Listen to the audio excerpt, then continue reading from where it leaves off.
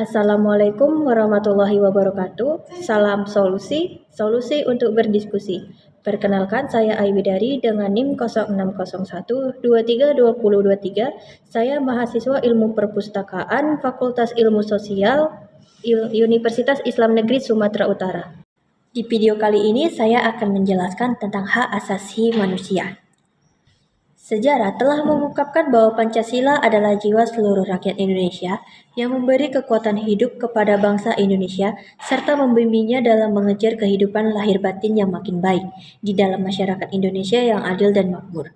Tidak mungkin ada solusi terhadap berbagai persoalan gawat yang sedang kita hadapi bersama kalau pikiran dan tindakan kita bertentangan dengan prinsip-prinsip Pancasila yang sangat menjunjung tinggi hak asasi manusia, terutama hak-hak kodrat manusia sebagai hak dasar yang harus dijamin dalam peraturan perundang-undangan.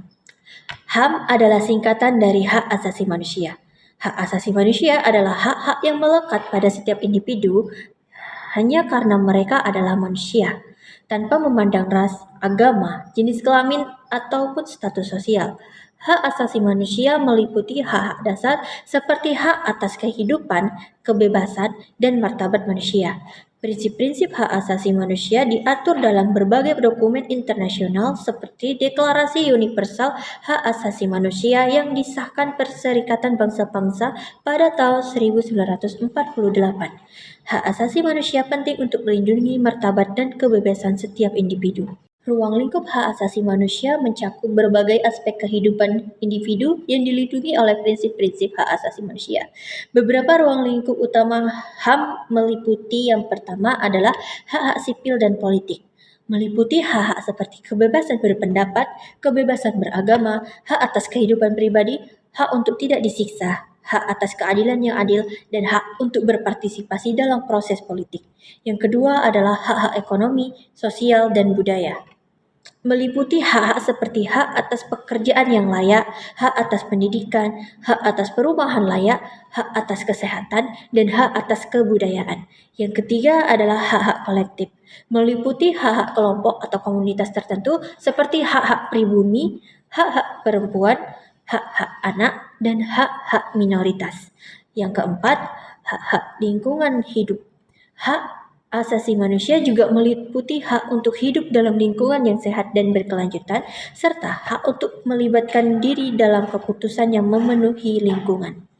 Ruang lingkup hak asasi manusia terus berkembang dan disesuaikan dengan perubahan zaman dan tantangan global yang dihadapi oleh masyarakat. Pelanggaran HAM dapat disebabkan oleh berbagai faktor, termasuk yang pertama adalah ketidakstabilan politik. Konflik bersenjata, kudeta, atau ketidakstabilan politik dapat menyebabkan pelanggaran HAM yang luas, termasuk pembunuhan massal, penyiksaan, dan penghilangan paksa. Yang kedua adalah diskriminasi. Diskriminasi berdasarkan ras, agama, jenis kelamin, orientasi seksual, atau faktor lain dapat menyebabkan pelanggaran HAM seperti perlakuan tidak adil, kekerasan, atau penindasan terhadap kelompok tertentu. Yang ketiga adalah kekerasan oleh pihak berwenang. Penyalahgunaan kekuasaan oleh aparat keamanan atau pemerintah dapat mengakibatkan pelanggaran HAM, termasuk penangkapan sewenang-wenang, penyiksaan atau eksekusi tanpa proses hukum yang adil. Yang keempat adalah ketimpangan sosial dan ekonomi. Ketimpangan dalam distribusi kekayaan dan akses terhadap sumber daya dapat menyebabkan pelanggaran HAM seperti kemiskinan ekstrim, kelaparan, dan ketidakadilan sosial. Yang kelima adalah ketidakpatuhan terhadap hukum internasional. Negara-negara yang tidak mematuhi standar HAM yang diakui secara internasional seperti Deklarasi Universal Hak Asasi Manusia dapat terlibat dalam pelanggaran HAM yang serius. Prinsip-prinsip utama HAM yang diakui secara luas adalah yang pertama, universalitas. HAM berlaku untuk semua individu tanpa diskriminasi berdasarkan ras, agama, jenis kelamin, atau faktor lainnya. Setiap orang memiliki hak yang sama tanpa kecuali. Yang kedua adalah keadilan. Prinsip keadilan menekankan pentingnya perlakuan yang adil dan setara bagi semua individu. Semua orang memiliki hak untuk mendapatkan perlakuan yang sama di mata hukum dan masyarakat. Yang ketiga adalah martabat. Prinsip martabat manusia menegaskan bahwa setiap individu memiliki nilai intrinsik dan hak untuk dihormati. HAM bertujuan untuk melindungi martabat dan integritas setiap individu. Yang keempat adalah non-diskriminasi. Prinsip non-diskriminasi menegaskan bahwa tidak ada alasan untuk membedakan perlakuan terhadap seseorang berdasarkan karakteristik pribadi seperti ras, agama, ataupun jenis kelamin. Yang kelima adalah keterpaduan dan interdependensi. Prinsip ini menekankan bahwa HAM manusia saling berterkait dan saling mendukung. Hak-hak sipil, politik, ekonomi, sosial, dan budaya merupakan bagian integral dari HAM yang utuh. Yang keenam adalah kepastian hukum. Prinsip ini menegaskan pentingnya kejelasan dan kepastian hukum dalam melindungi hak asasi individu. Setiap individu memiliki hak untuk mendapatkan perlindungan hukum yang adil dan efektif. Kesimpulan yang dapat diambil adalah menghormati dan melindungi HAM adalah prinsip yang sangat penting dalam memastikan keadilan, martabat, dan kesejahteraan individu di seluruh dunia.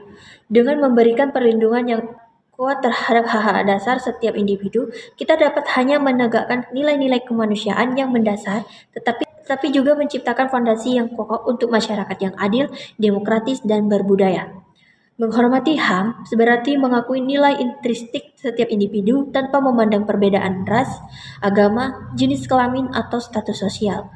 Hal ini menciptakan lingkungan di mana setiap orang memiliki hak untuk hidup dengan martabat, kebebasan, dan kesetaraan.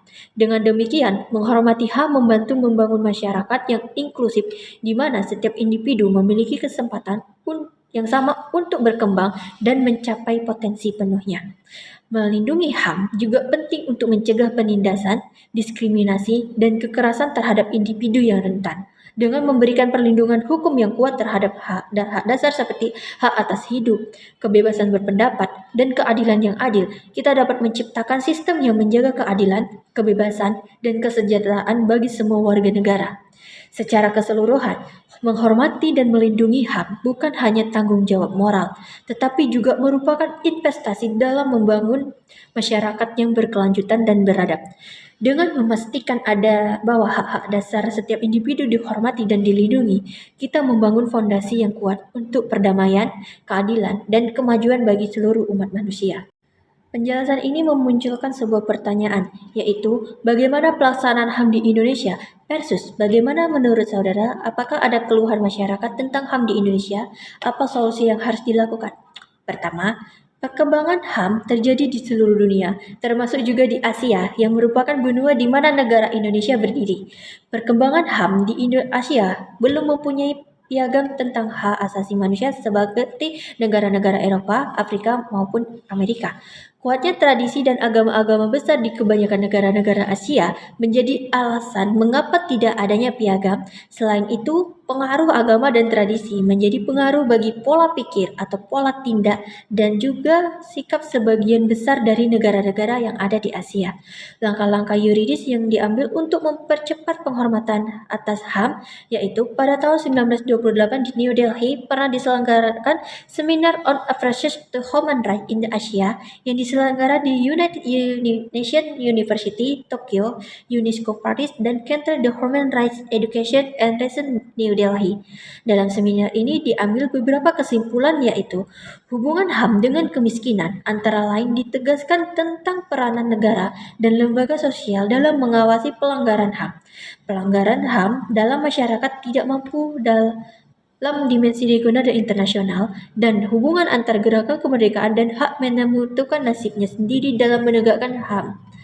Negara Indonesia adalah negara hukum yang selalu menjunjung tinggi keadilan dan juga kepastian hukum bagi seluruh masyarakatnya. Hukum diciptakan untuk mengendalikan dan menertibkan masyarakat serta agar masing-masing subjek hukum dapat menjalankan kewajibannya dengan baik dan mendapatkan haknya. Filsuf Adam Smith punya pendapat bahwa perlindungan hukum dibagi menjadi dua, yaitu perlindungan hukum preventif dan perlindungan hukum represif. Perlindungan hukum preventif bertujuan agar mencegah adanya sengketa. Perlindungan hukum represif bertujuan untuk menyelesaikan sengketa. Penegakan hukum yaitu proses yang dilakukan agar tegak dan berfungsi norma-norma hukum dalam kenyataan sebagai pedoman perilaku dalam lalu lintas atau hubungan hukum dalam kehidupan masyarakat dan bernegara. Hukum harus ditegakkan karena nilai-nilai keadilan yang terkandung di dalamnya sangat penting bagi kesejahteraan masyarakat. Pancasila adalah landasan dari negara Indonesia yang menjadi dasar dari cita-cita bangsa Indonesia untuk meraih tujuan negara. Nilai-nilai dalam sila-sila Pancasila lahir dan tumbuh dalam kepribadian bangsa Indonesia yang merupakan perwujudan dari adanya budaya dan tradisi masyarakat Indonesia.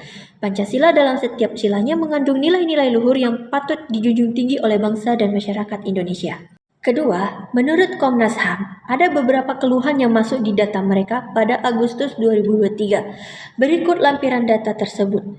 Dari jumlah pengaduan pada Januari hingga Juni 2023, Komnas HAM menerima 2.403 berkas pengaduan terkait dugaan pelanggaran HAM dari seluruh Indonesia.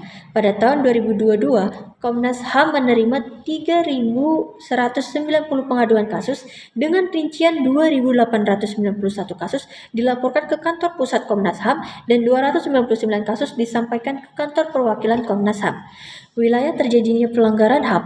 Pengaduan dugaan pelanggaran HAM tersebar di seluruh provinsi Indonesia serta beberapa negara lain seperti Arab Saudi, Myanmar, Malaysia, Irak, dan Kamboja. Wilayah terbanyak yang menimbulkan dugaan pelanggaran HAM adalah DKI Jakarta, Sumatera Utara, Jawa Timur, Jawa Barat. Pihak paling banyak mengadu kepada Komnas HAM Republik Indonesia adalah individu sebanyak 462 aduan, kantor pengacara atau advokat atau lembaga bantuan hukum sebanyak 427 aduan, kelompok masyarakat sebanyak 115 aduan, organisasi sebanyak 86 aduan, serta lembaga swasta masyarakat sebanyak 67 aduan. Klasifikasi pengadu, sebaran wilayah lokasi pengadu terbanyak berasal dari DKI Jakarta sebanyak 354 aduan, Jawa Barat sebanyak 150 aduan, Sumatera Utara 133 aduan, serta Jawa Timur 107 aduan. Berdasarkan data di atas, maka solusi yang dapat diambil untuk mengurangi pelanggaran HAM adalah sebagai berikut. Yang pertama, peningkatan sosialita. Meningkatkan kesadaran masyarakat tentang HAM yang pentingnya perlindungan HAM melalui kampanye dan edukasi, meningkatkan kesadaran pihak-pihak terkait seperti polisi dan pemerintah tentang peran mereka dalam melindungi HAM, peningkatan akses komunikasi, meningkatkan akses masyarakat untuk melaporkan dugaan pelanggaran HAM melalui berbagai saluran seperti telepon, email, dan faksimile. Meningkatkan kemudahan dalam mengadukan kasus melalui mekanisme yang lebih efektif dan efisien. Ada juga tentang peningkatan penegakan hukum. Meningkatkan penegakan hukum terhadap pihak-pihak yang terlibat dalam pelanggaran HAM, meningkatkan perlindungan HAM bagi saksi dan korban melalui mekanisme mediasi dan pemantauan. Ada juga peningkatan kerjasama. Meningkatkan kerjasama antara lembaga-lembaga terkait seperti Komnas HAM, kepolisian, dan pemerintah untuk menangani kasus-kasus pelanggaran HAM. Meningkatkan kerjasama dalam organisasi masyarakat untuk meningkatkan kesadaran dan partisipasi masyarakat dalam perlindungan HAM. Sekian dari video ini. Jika ada kesalahan, saya mohon maaf. Semoga video ini bermanfaat untuk kita semua. Saya akhiri. Assalamualaikum warahmatullahi wabarakatuh. Salam solusi. Sampai berjumpa kembali.